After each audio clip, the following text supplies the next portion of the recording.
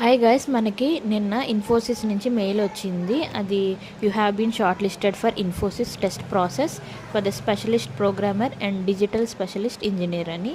దానికి మన user ID ఇచ్చారు, ఈవెంట్ అండ్ డేట్ ఇచ్చారు, అండ్ డ్యూరేషన్ వచ్చేసి 3 hours. అండ్ వాళ్ళ ఇన్స్ట్రక్షన్స్లో చెప్పింది ఏంటంటే మనం 1 time పాస్వర్డ్ అనేది మనం టెస్ట్కి ముందరే చేంజ్ చేసుకోవాలి. టెస్ట్ అనేది 3 hours ఉంటుంది.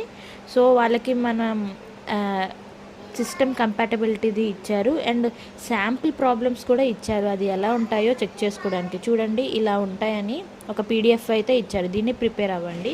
అండ్ నెక్స్ట్ గైడ్లైన్స్ ఇచ్చేసారు. మనం వేరే ఏ ల్యాప్టాప్లో కానీ సిస్టంలో కానీ మనం లాగిన్ అయ్యి ఉండకూడదు. డైరెక్ట్ వెన్యూలోనే లాగిన్ అవ్వాలి.